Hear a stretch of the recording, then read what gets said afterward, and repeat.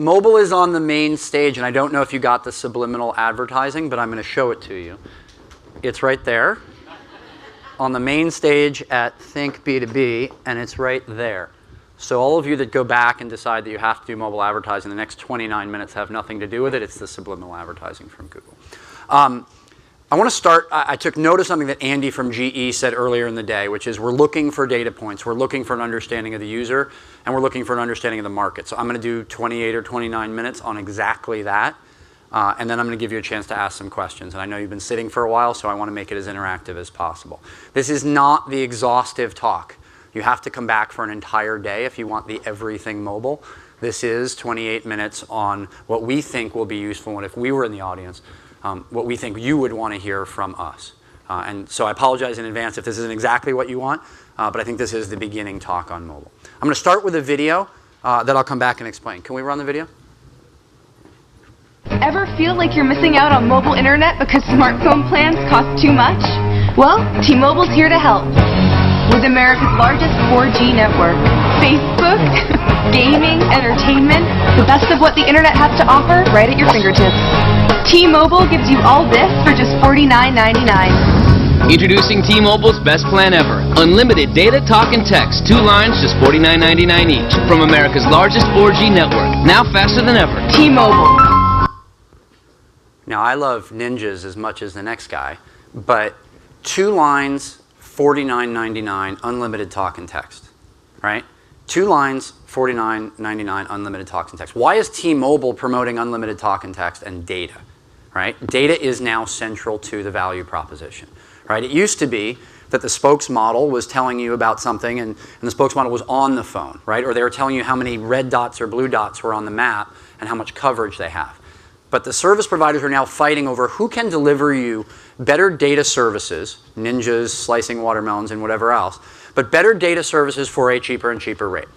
And it was not always that way. And so my personal moment for Steve Jobs is that Steve Jobs is responsible for this.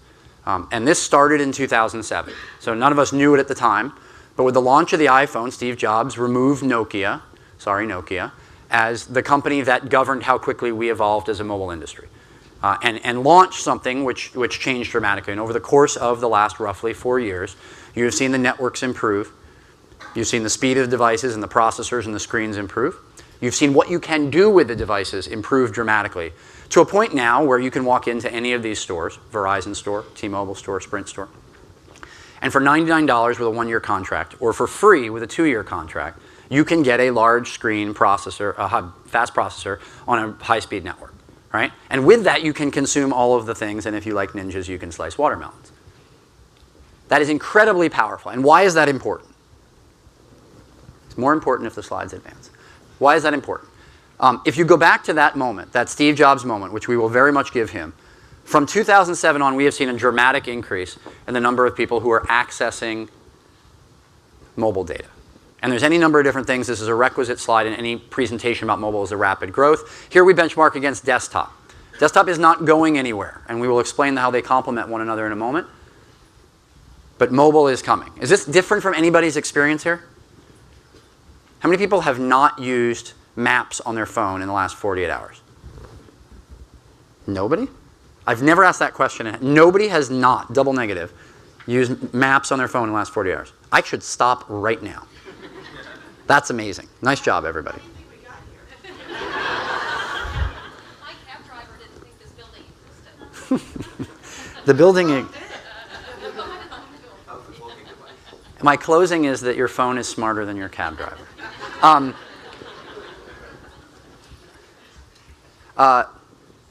This almost becomes sort of second nature to us, but by the end of the year, there's 310 or thereabouts million Americans. By the end of the year, more than half of them will have a smartphone in their pocket. I have a 2.5-year-old and a 5-year-old. They will not be in the group that has them. All right? But of all Americans, including my 2.5-year-old and 5-year-old, half Americans will have a smartphone. That's absolutely amazing. I also now have learned, because I get the question, I have to do the disclaimer, I am not expressing a bias for the West Coast versus the East Coast in this particular slide. So let's talk about what they're doing with it. So this is new data. This is, I think, 3 weeks old, something like that. This just came back. And so people ask us, and we pull data all the time for folks, how are tablets affecting behavior? What are people doing with their phones, and what are they doing with their tablets? So if I can try to explain what's going on here, we looked at search query volume. Search is our way of looking at it, so I think it's more than a comment on search, by time of day. So we're not making a statement that the green line and the red line are now approaching the blue line, although that's about a year away. What I'm telling you is that as a percentage of time of day, you see very different patterns in the usage of tablets. Smartphones are high-end devices, we call them, and desktop. So roughly, this is a weekday. Roughly, nobody, thank God, is on it before 6 a.m. But then over the course of the workday, they spend their day with a possible lunch break on their desktop. And they ramp usage throughout the day. But around about 3 o'clock, when kids get out of school, you start to see people on their phones, and you start to see tablet usage. And tablet usage ramps into the evening. So for me, this is definitive smoking gun proof that tablets are being used in the evenings on the couch as TV companions. Not their only use, but their prevalent use. Dramatic use. What we see with mobile devices, and this slide doesn't completely show it, but you see it when you see the weekday slide, weekend slide that I'll show you next, is that mobile devices are being used as the out and about complement to the desktop. They're being used when we don't have access to the desktop, and they're being used when we're out in our community.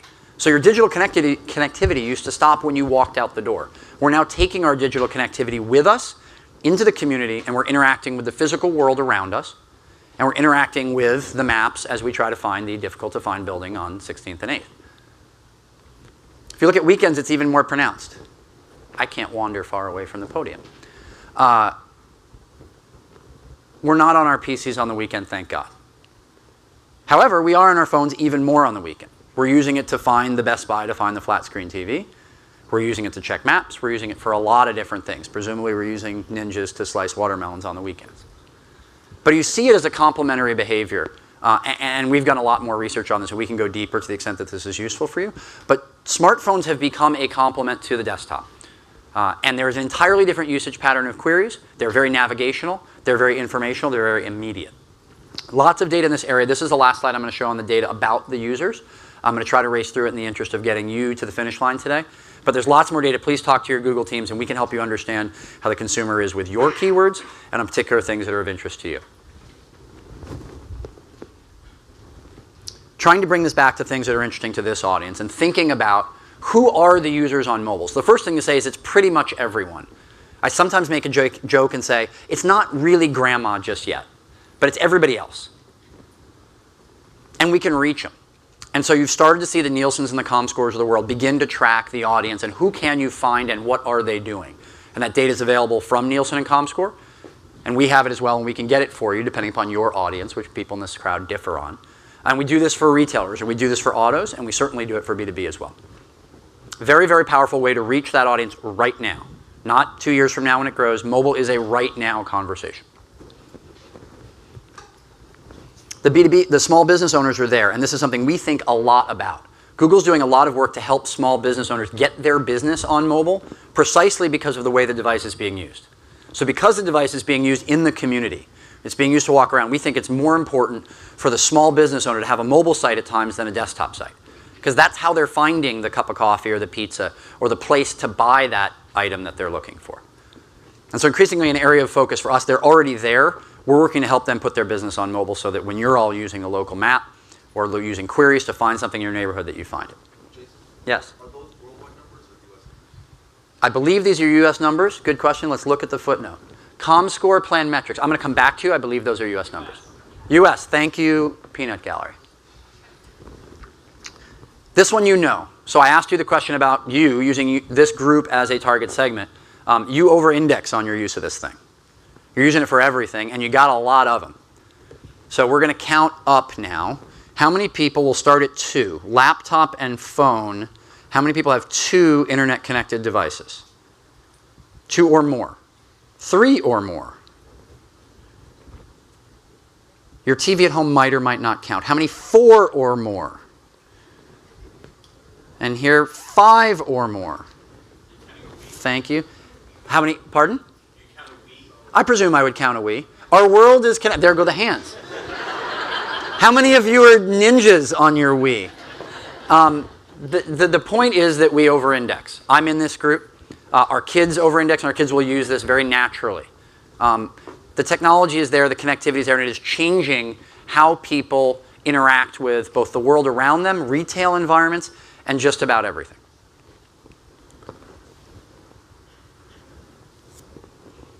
This is probably the big message that wakes people up. This is incremental queries, and we can do this for any set of keywords. We can do it for the keywords you buy. If you're interested in any particular vertical, we can get this for you. This is the queries by vertical, if you will, coming from mobile devices. This is growth. So the blue line, just to be completely obvious about it, is the growth of mobile on top of desktop queries. So you see mobile coming on as a complementary, and this is without tablets. You see the growth of mobile as an important access method for each of these categories. And again, we can pull this for your business so you understand, okay, 14, 16, 18, 20% of my queries are happening on a mobile phone.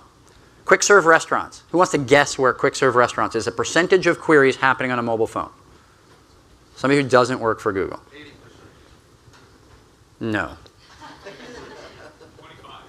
37% of queries for quick serve restaurants happening on a mobile phone and growing.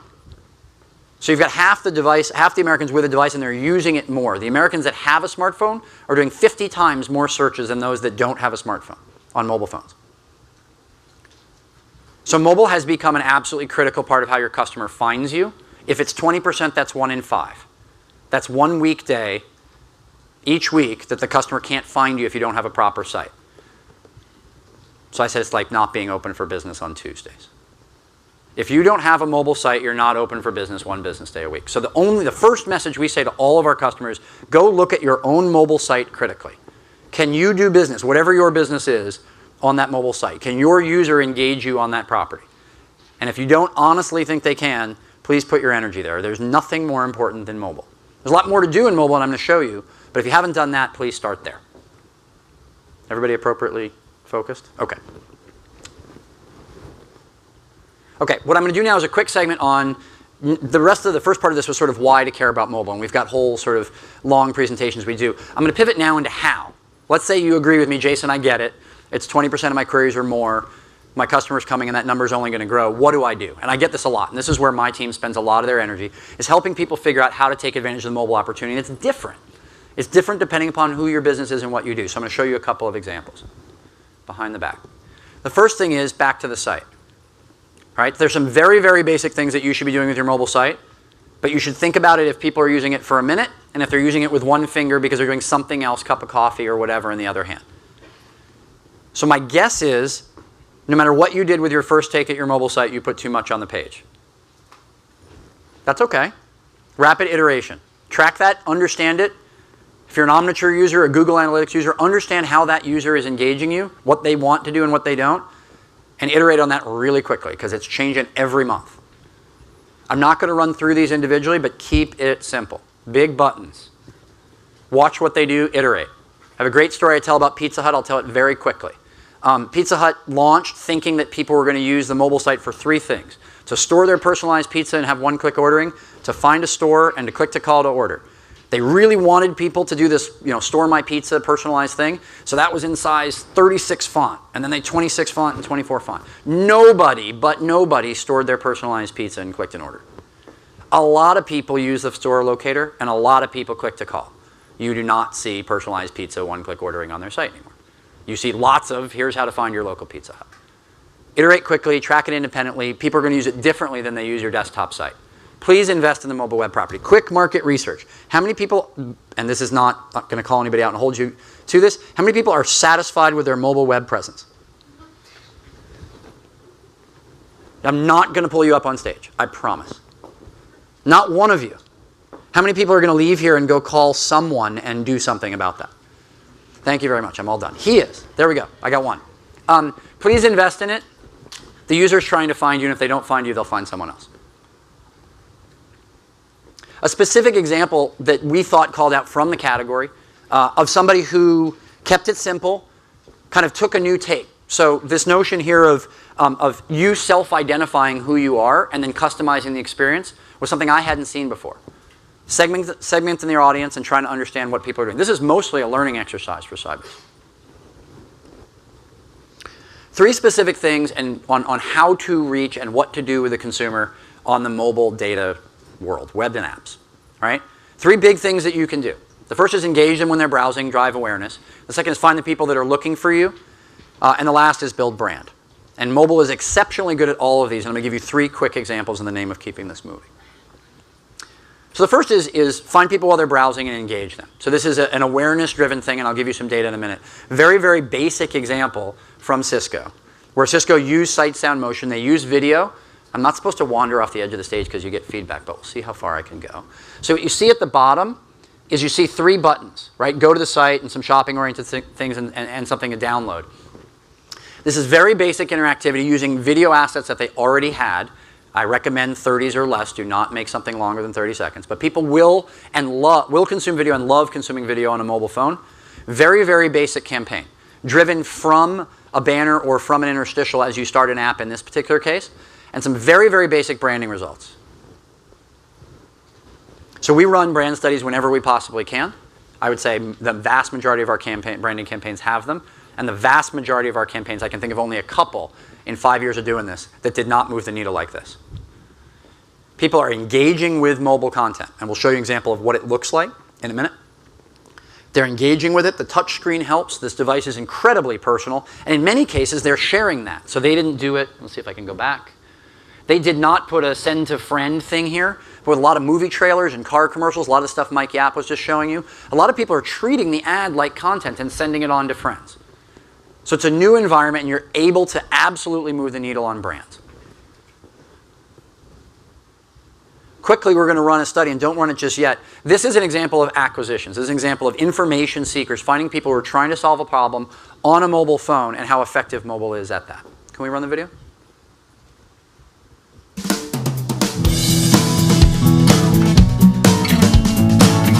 Box offers a simple, scalable, and secure content sharing platform. We started as more of a consumer file sharing company. Now we've really moved into the enterprise. And so one of the challenges is making sure the product is simple and secure, even as we grow into companies as large as several 100,000 users, which we're starting to. Mobile ads are pretty crucial, considering that everything's increasingly becoming mobile. We need additional ways to reach people where they are. One of the biggest things that Google Mobile Ads has really helped us is to sort of quickly make that information awareness campaign available right away. We implemented the mobile ads about 6 months ago, and at this point we're seeing about 30% of our overall Google conversions coming from mobile, which is pretty incredible. Mobile search helps because I'm finding increasingly business users are using mobile devices to search for solutions. It's not just for games and music, and I need to make sure that Box is there when they're looking for something. We want to make sure that all our content is available on all devices. One of the biggest things that we have to do with mobile is to make sure that... Sorry for cutting it off. Again, very conscious of time with this group. But I think you see mobile being effective as an acquisition vehicle, especially when you have a targeted set of search queries that clearly are growing in volume dramatically. So 30% of Box's acquisitions happening on a mobile phone. That's form fill, that's click to call. We can share with you best practices on where to send your traffic. It relates to the earlier conversation about your site. I'm not going to go deep on that today, but if you're thinking acquisitions, please come ask us for help. The last category I had was sort of deep branding. I want to give an example here from the consumer world of something that Reebok with Kara did to take advantage of multi-platform. Multi-platform is another message that we're talking to people about a lot because we're showing that the two are better together, which is a term we're trying to trademark, but it turns out people have used that before. Reebok, again, Kara for Reebok, ran this campaign across multiple properties, and we're going to show you some different elements of the campaign. So it was mobile, it was tablet, and it was also desktop.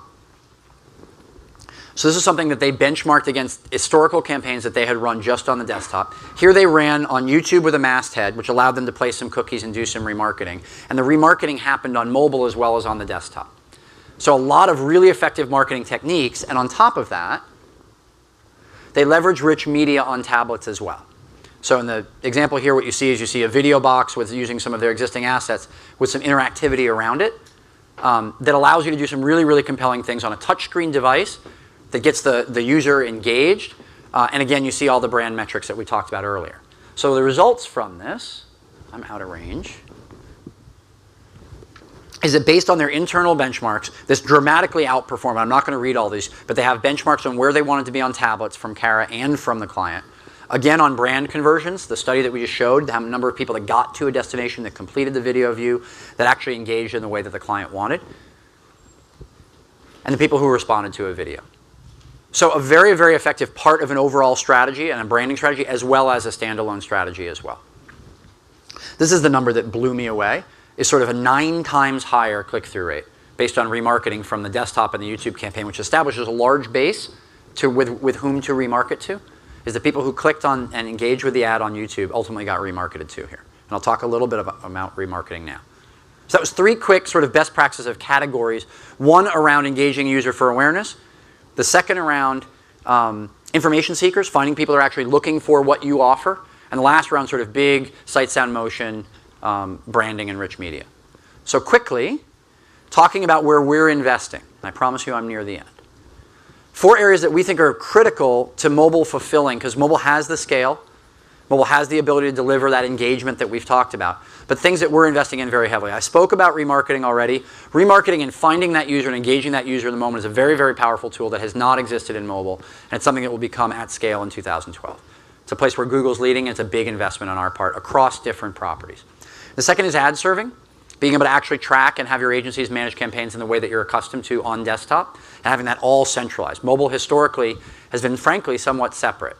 And so as a result, what we've worked really hard to do is leverage DFA and allow people to be able to, sorry, people know what DFA is? Leverage double-click ad serving and allow people to track and manage campaigns centrally, and also to track all the way through after the click to whatever it is the result that you're looking for. So mobile becomes much more manageable and quantifiable from the beginning. The next is rich media. You saw what Reebok did with templates. A lot of talk about iAd, a lot of talk about what rich media means on mobile. We believe that the agencies are absolutely critical to this. The agencies are who you look to for advice. And so we're looking to sort of open source rich media on mobile. So our belief is that we want to provide sort of the building blocks of rich media, so it accelerates the investment on the part of the agencies and makes it much, much easier for you to invest in rich media. And the last is commerce and wallet, which again is an entire hour in and of itself, but making it much easier to transact on a mobile phone. Whether that is form filling, software form filling, where there's a permission-based, privacy-based way to store user information that allows them to populate a form, or whether it's ultimately the ability for me to take my phone and tap on something and pay. That's all coming. We have lots of information on that if that's of use to you or interest to you. I'm not going to go deep on it, but all of these paint a picture of a platform that is manageable, effective, and at scale right now. Make sense? So I want to end with a video that shows you some of the formats, and then I'm saving some of my time for questions because I usually get questions on mobile. Can we run the video?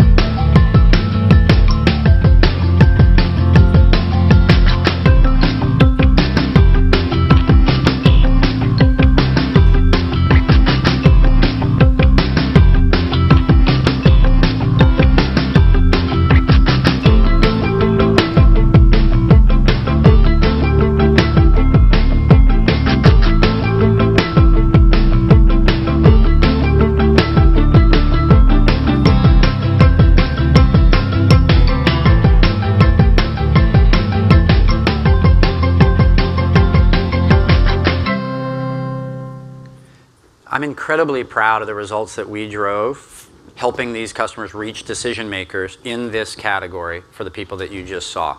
You see it across search, which was not in that video, and you see it across all of these display formats. So I'm a complete geek about mobile. I wanted to share a little bit. I want to actually share something very personal that happened to me this week as by way of closing, and then take some questions if they tell me I have time. So my dad had some surgery this week. He's fine, but he had surgery very near his brain. And he had a couple of small complications associated with this, and we ended up back in the hospital. And the doctor who had done the surgery on him was in Washington, D.C. And they did a CAT scan on my dad. I was standing in the hospital, very stressed out. They did a CAT scan on my dad, and 10 minutes later the phone rang. And it was the doctor in Washington, D.C. who was looking at the CAT scan results on his phone. This is not ninjas killing watermelons. This is doctors using this as part of their everyday life. So it's a personal example. My dad is fine. But this is something that's going to be a part of every single thing that we do. It's the device we all have on us all of the time. I hope it was okay that I shared a personal example. It illustrates for me why I think that mobile is changing everything. Thank you.